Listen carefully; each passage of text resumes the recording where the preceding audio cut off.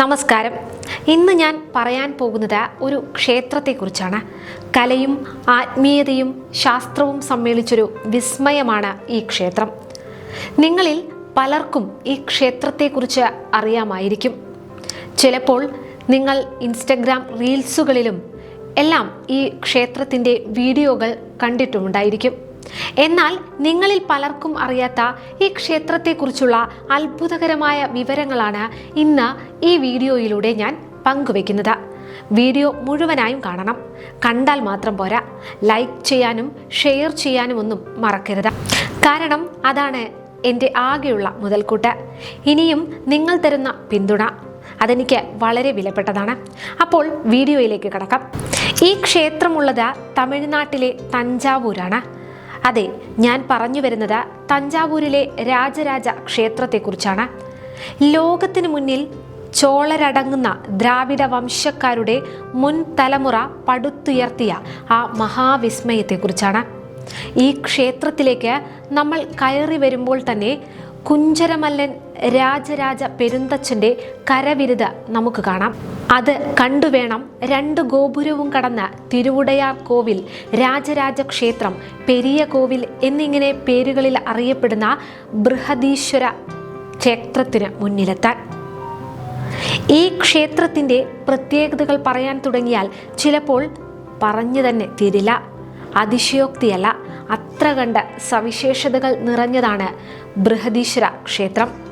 12 വർഷം കൊണ്ടാണ് ഈ ക്ഷേത്രം പണി കഴിപ്പിച്ചതത്രേ. എവിടെ നിന്ന് നോക്കിയാലും തലയെടുപ്പോടെ നിൽക്കുന്ന ക്ഷേത്രത്തിൻ്റെ മകുടം കാണാം. ദക്ഷിണേന്ത്യയിലെ ഏറ്റവും ഉയരം കൂടിയ ക്ഷേത്രമാണിത്. ഈ ക്ഷേത്രത്തിന് എത്ര അടി ഉയരമുണ്ടെന്ന് നിങ്ങൾക്കറിയാമോ? 216 അടി ഉയരം. തമിഴ്നാട്ടിൽ കാവേരി നദിയുടെ തീരത്ത് സ്ഥിതി ചെയ്യുന്ന തഞ്ചാവൂർ ജില്ലയിലാണ് ബൃഹദീശ്വര ക്ഷേത്രമുള്ളത്. ഞാൻ നേരത്തെ പറഞ്ഞതുപോലെ തന്നെ കോട്ടമതിൽ, 2 ഗോപുര കവാടങ്ങൾ, ക്ഷേത്ര ചുറ്റുമതിൽ എന്നിവയെല്ലാം കടന്നു വേണം ക്ഷേത്രത്തിൻ്റെ മുറ്റത്തേക്ക് എത്തുവാൻ. ക്ഷേത്രം നേരിട്ട് കാണാൻ തോന്നുന്നുണ്ടോ? നേരിട്ട് ക്ഷേത്രം കണ്ടാൽ ഒന്ന് അത്ഭുതത്തോടെ നിൽക്കുമെന്ന് തീർച്ചയാണ്. എന്നാൽ ഇവിടെ പോകുന്ന ആളുകൾക്ക് ക്ഷേത്രത്തിനെ പറ്റി ഒരു ധാരണയുണ്ടാക്കാനായി കയറുമ്പോൾ തന്നെ സൈഡിലായി അല്പം ക്ഷേത്രത്തെക്കുറിച്ചുള്ള ചരിത്രവും ക്ഷേത്രത്തിൻ്റെ മൊത്തം ഒരു രൂപരേഖയും നൽകിയിട്ടുണ്ട്. ഇതും കഴിഞ്ഞ് ഉള്ളിലേക്ക് കടന്നാലോ പിന്നെ മൊത്തത്തിൽ ചിത്രം മാറി. ഓരോ ഇടവും നൃത്തരൂപങ്ങളടക്കം കോറിയിട്ട ഇടനാഴിയും ആഹാ, പറഞ്ഞു കേൾക്കുമ്പോൾ തന്നെ മനോഹരമല്ലേ? കാണുമ്പോഴും മനുഷ്യന് ഇത്രയും കഴിവുകളുണ്ടോ എന്ന് ഒരു നിമിഷം ചിന്തിച്ചു പോകും. അങ്ങനെ ചിന്തിച്ച് അവിടെ തന്നെ നിൽക്കണ്ട, കാണാൻ ഇനിയും ഏറെ കാഴ്ചകളുണ്ട്. ക്ഷേത്രത്തിലെ വാസ്തുവിദ്യയും കൊത്തുപണികളും കണ്ടാൽ ആരായാലും നോക്കി നിന്നു പോകും. ഒരു രക്ഷയില്ല. എവിടെ നോക്കിയാലും മനോഹരമായ കൊത്തുപണികൾ മാത്രം. ചരിത്രപരമായും നിർമ്മാണത്തിലെ വൈവിധ്യം കൊണ്ടും ശ്രദ്ധേയമാണ് ബൃഹദീശ്വര ക്ഷേത്രം. അത് വീണ്ടും വീണ്ടും പറയാൻ തോന്നും. ചോള രാജവംശത്തിലെ പ്രമുഖനായ രാജരാജ ചോഴൻ AD 985 തുടങ്ങിയ ക്ഷേത്ര നിർമ്മാണം 1013 പൂർത്തിയായത്. ഇവിടുത്തെ പ്രധാന പ്രതിഷ്ഠ എന്താണെന്നറിയാമോ? ശിവലിംഗം. ഈ ക്ഷേത്രത്തിൻ്റെ ഉള്ളിലേക്ക് കയറുമ്പോൾ വ്യത്യസ്ത കാലഘട്ടങ്ങളെ ചൂണ്ടിക്കാട്ടുന്ന തമിഴ് ലിപികളും ചുവർ ചിത്രങ്ങളും ചുവരുകളിൽ കൊത്തിവെച്ചിട്ടുണ്ട്. ഇതിനെല്ലാം 1000 വർഷം വരെ പഴക്കമുണ്ട്. അതേസമയം ഇതൊന്നും വായിക്കാൻ അറിയുന്നവർ ഇപ്പോൾ ഇല്ല എന്നതാണ് അവിടുത്തുകാർ പറയുന്നത്. ഈ ലിഖിതങ്ങളിൽ നിന്നും കല്ലിൽ കൊത്തിവെച്ച വിവിധ നൃത്തരൂപങ്ങളിൽ നിന്നും നമുക്ക് കണ്ണെടുക്കാൻ കഴിയില്ല. അതാണ് സത്യം. ഇതുകൊണ്ടൊന്നും തീർന്നില്ലെന്നേ. ചിത്രങ്ങൾ കൊത്തി വരച്ചിട്ട ഒറ്റക്കല്ലിൽ തീർത്ത നിരവധി തൂണുകളും ഇവിടെ നമുക്ക് കാണാം. ഈ കവാടങ്ങളൊക്കെ താണ്ടി നമ്മൾ എത്തുന്നത് ഒരു മണ്ഡപത്തിൻ്റെ മുന്നിലേക്കാണ്. അവിടെയാണ് നന്ദിയുടെ പ്രതിഷ്ഠയുള്ളത്. ഒറ്റക്കല്ലിൽ തീർത്ത ഈ നന്ദി രൂപത്തിൻ്റെ ഭാരം കേട്ടാൽ നിങ്ങൾക്ക് തന്നെ അത്ഭുതമാകും. 20 ടൺ ഭാരവും 12 അടി ഉയരവും 20 അടി നീളവുമുണ്ട് ഇതിന്. എന്നാൽ ഇത്രയും പാറക്കല്ലുകൾ എങ്ങനെ ഇവിടെ വരെ എത്തി, എവിടുന്ന് കൊണ്ടുവന്നു എന്ന് തുടങ്ങി അനേകം സംശയങ്ങൾ ഇത് കാണുമ്പോൾ നമുക്ക് തോന്നും. കാരണം തഞ്ചാവൂരിന് അടുത്തൊന്നും കോറികളില്ല.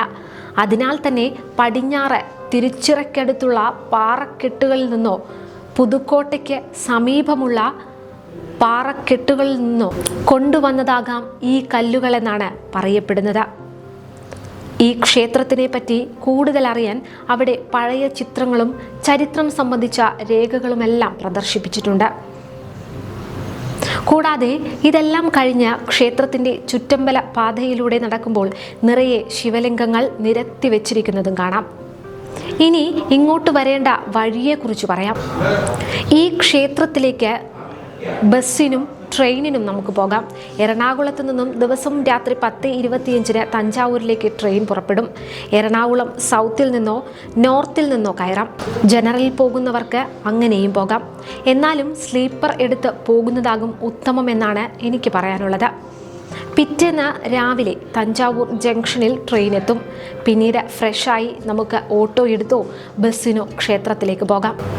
റെയിൽവേ സ്റ്റേഷനിൽ നിന്നും കഷ്ടിച്ച് 1 കിലോമീറ്റർ ദൂരമേ ഈ ക്ഷേത്രത്തിലേക്കുള്ളൂ.